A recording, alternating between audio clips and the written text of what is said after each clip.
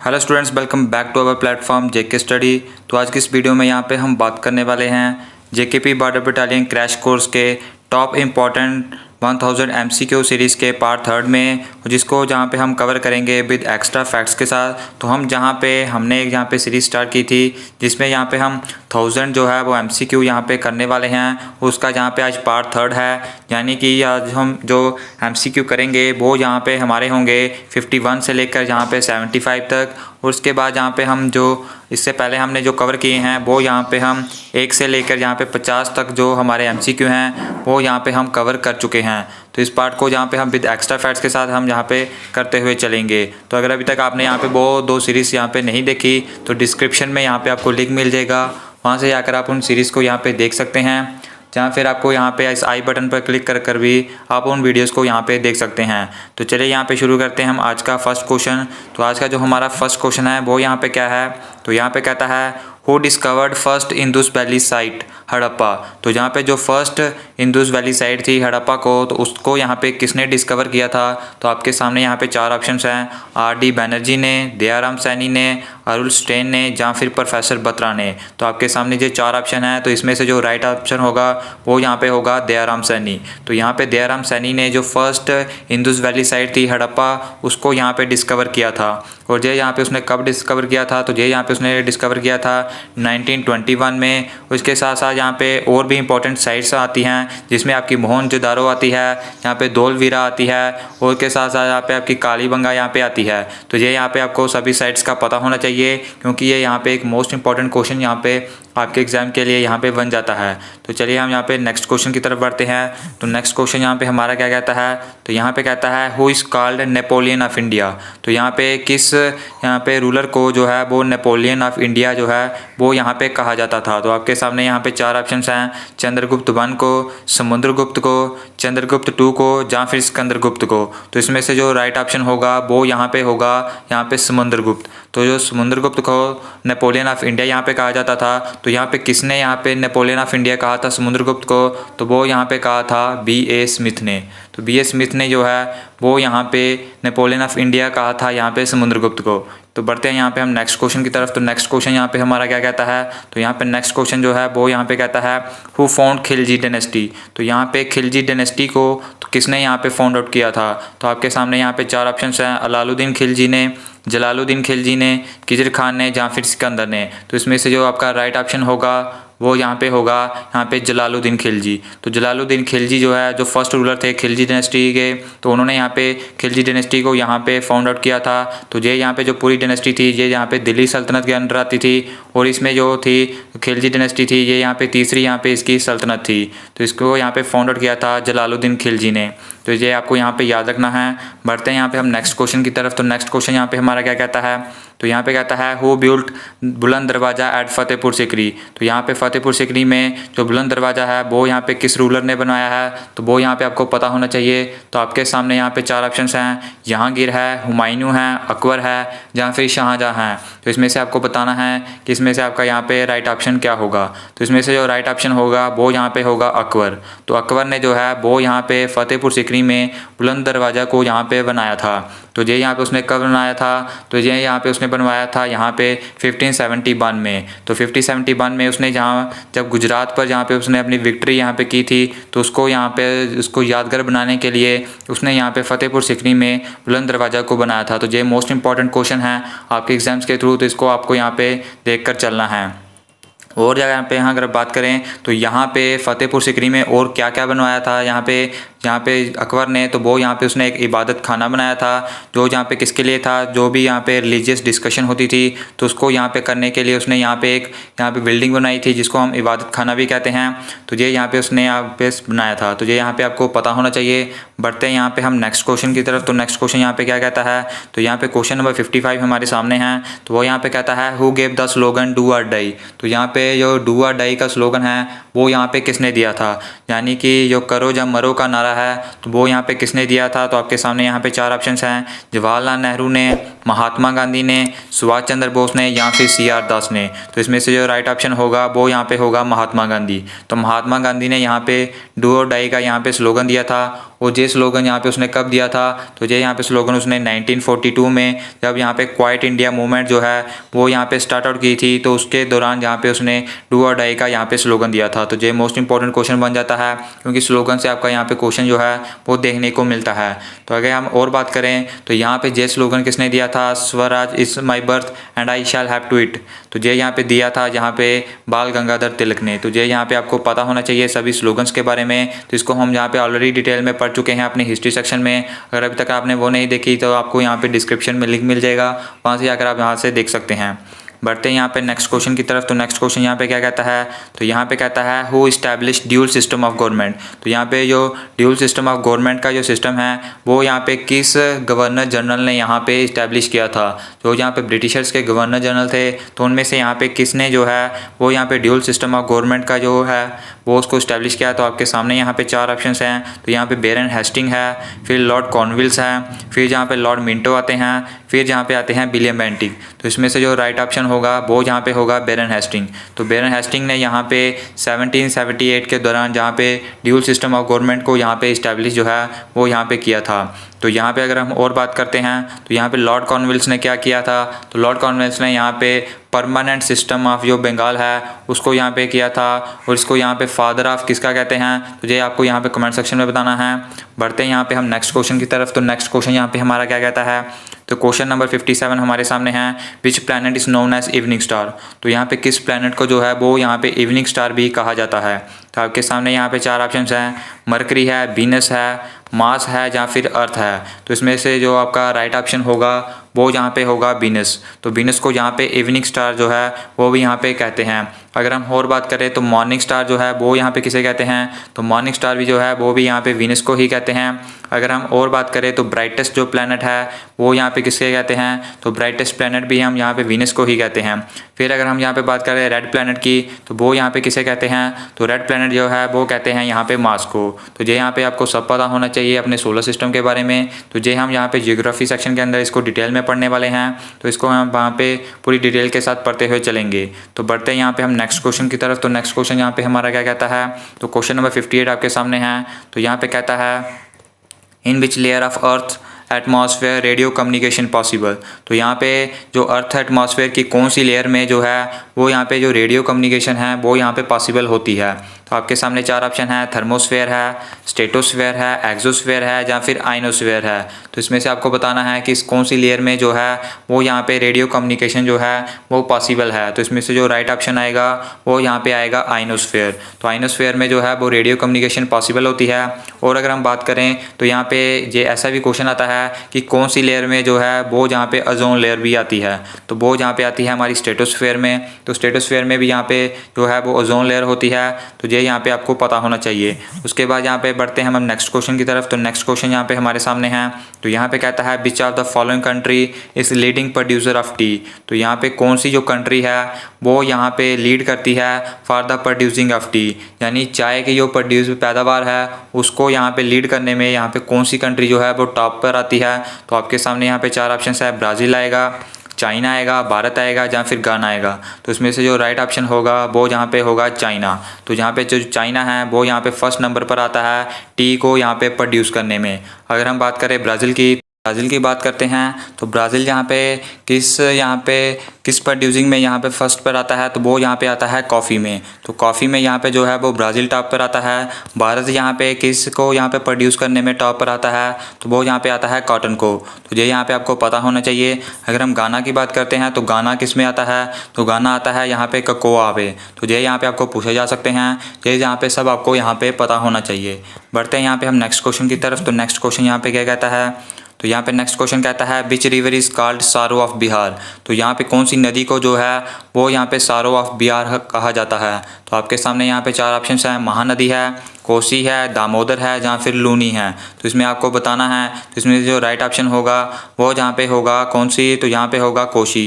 तो जो है कोसी है उसको यहाँ पे सारो ऑफ बिहार यहाँ पे कहा जाता है। तो इसको सारो ऑफ बिहार इसलिए कहता है क्योंकि यहाँ पे जब इस रिवर में यहाँ पे बारिश की वजह से पानी आता है तो यहाँ पे जो भाई बिहार में जो फ्लड काज करती है, इसकी वजह से यहाँ पे इसको जो है वो सारो ऑफ बिहार यहाँ पे कहते हैं। तो इसके अलावा यहाँ पे एक और आता है, वो यहाँ पे आता है सारो ऑफ बंगाल। तो सारो ऑफ बंगाल जो है वो यहाँ पे किसे कहते हैं, तो वो यहाँ पे कहते हैं दामोदर नदी को। तो ये भी आपको यहाँ पे पता होना चाहिए कि सारो ऑफ बिहार किसे कहते हैं और सारो ऑफ बंगाल जो है वो यहाँ पे किसे कहते हैं। बढ़ते हैं यहाँ पे हम नेक्स्ट क्वेश्चन की तरफ। तो नेक्स्ट क्वेश्चन यहाँ पे क्या कहता है, तो यहाँ पे कहता है in which place annual rainfall is average 200 centimetre. तो यहाँ पे कहता है कि कौन सी जगह है जिसमें यहाँ पे जो एनुअल रेनफॉल होती है वो यहाँ पे 200 सेंटीमीटर होती है। आपके सामने यहाँ पे 4 ऑप्शंस हैं, जम्मू एंड कश्मीर है, केरला है, कर्नाटका है या फिर उत्तर प्रदेश है। तो इसमें से आपको बताना है कि यहाँ पे कौन सी किस यहाँ पे स्टेट में जो है वो एवरेज रेनफॉल जो है वो 200 सेंटीमीटर होती है। तो वो यहाँ पे आएगा हमारा जम्मू एंड कश्मीर। तो जम्मू एंड कश्मीर में जो एवरेज रेनफॉल होती है वो यहाँ पे 200 सेंटीमीटर रहती है। बाकी यहाँ पे मोस्ट जो रेनिएस्ट प्लेस है वो कौन सी है, तो वो यहाँ पे आपको हमने ऑलरेडी डिस्कस कर लिया है, वो यहाँ पे है माहेश्वरम। तो ये यहाँ पे आपको पता होना चाहिए। उसके बाद यहाँ पे इसको यहाँ पे पूरी डिटेल्स में हम पढ़ेंगे अपनी जियोग्राफी सेक्शन में कि कौन सी स्टेट में कितनी यहाँ पे रेनफॉल होती है और यहाँ पे किस मौसम से के यहाँ पे वो रेनफॉल काज करवाता है। तो बढ़ते हैं यहाँ पे हम नेक्स्ट क्वेश्चन की तरफ। तो नेक्स्ट क्वेश्चन है हमारा which city is called the silicon valley of India. तो यहाँ पे किस सिटी को जो है वो सिलिकॉन वैली ऑफ इंडिया भी यहाँ पे कहते हैं। तो आपके सामने यहाँ पे 4 ऑप्शन हैं, देहरादून है, पुणे है, बेंगलुरु है या फिर चेन्नई है। तो इसमें से आपको बताना है कि इन चारों सिटीज़ में से किस सिटी को सिलिकॉन वैली ऑफ इंडिया कहते हैं। तो इसमें से जो राइट ऑप्शन होगा वो यहाँ पे होगा बेंगलोर। तो यहाँ पे बेंगलोर सिटी को जो है वो यहाँ पे सिलिकॉन वैली ऑफ इंडिया भी कहते हैं। इसके अलावा यहाँ पे अगर हम और बात करें तो यहाँ पे पिंक सिटी किसे कहते हैं, तो पिंक सिटी के बारे में भी आपको पता होना चाहिए, वो यहाँ पे कहते हैं जयपुर को।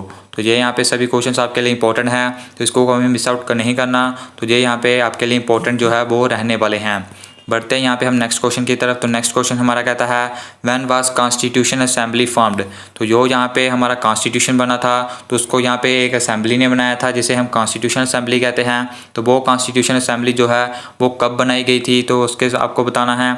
आपके सामने यहाँ पे 4 ऑप्शन हैं, मार्च 1946, सितंबर 1946, नवंबर 1946 या फिर फरवरी 1947। तो इसमें से आपको बताना है यहाँ पे कौन सी तारीख को जो है वो कॉन्स्टिट्यूशन असेंबली बनी थी। तो इसमें से जो राइट ऑप्शन आएगा वो जहाँ पे आएगा नवंबर 1946 को।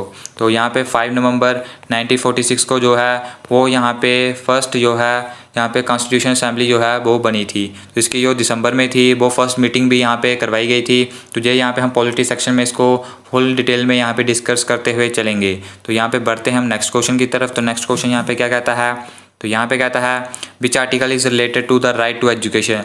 तो हमें बताना है कि यहाँ पे कौन सा आर्टिकल जो है वो रिलेट करता है राइट टू एजुकेशन में, यानी कि राइट टू एजुकेशन है वो किस आर्टिकल के अंतर्गत आता है। तो आपके सामने यहाँ पे 4 ऑप्शंस हैं, article 14, article 20A, article 26, article 30। तो इसमें से जो राइट ऑप्शन होगा वो यहाँ पे होगा आर्टिकल 21A। तो जो आर्टिकल 21A है तो वो यहाँ पे कहता है कि हर जहाँ पे जो 6 से जो 14 ईयर्स के बीच में है उसको यहाँ पे एजुकेशन का जो है वो हकदार है वो, और उसे यहाँ पे एजुकेशन जो है वो मिलनी चाहिए। तो ये यहाँ पे हमारा आर्टिकल 21A कहता है। अगर हम आर्टिकल 14 की बात करें तो ये यहाँ पे क्या कहता है, तो ये यहाँ पे कहता है राइट टू इक्वलिटी का। तो ये भी यहाँ पे आपको पता होना चाहिए। बढ़ते हैं यहाँ पे हम नेक्स्ट क्वेश्चन की तरफ। तो नेक्स्ट क्वेश्चन यहाँ पे हमारा क्या कहता है, तो यहाँ पे कहता है in which place first Olympic games held. तो यहाँ पे कौन सी जगह में जो फर्स्ट ओलंपिक गेम्स थे वो यहाँ पे हुए थे। तो ये यहाँ पे आपको बताना है। तो आपके सामने यहाँ पे 4 ऑप्शंस हैं, तो ब्रिस्बेन आएगा, ग्रीस आएगा, लंदन आएगा या फिर रियो दे जनेरियो आएगा।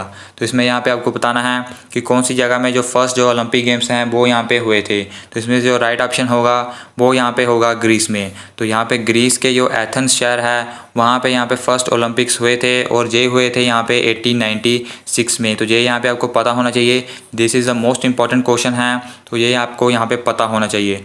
आगे हम अगर बात करें तो 2020 के है वो यहाँ पे कहाँ पे हो रहे हैं, तो वो यहाँ पे टोक्यो शहर में 2020 के जो है वो यहाँ पे ओलंपिक गेम्स यहाँ पे हो रहे हैं। तो इसके रिगार्डिंग भी आपको यहाँ पे बहुत सारे क्वेश्चन जो आ सकते हैं, तो इसको यहाँ पे हम होल एक वीडियो में यहाँ पे कवर करते हुए चलेंगे जो भी यहाँ पे टोक्यो 2020 से क्वेश्चन बनते हैं।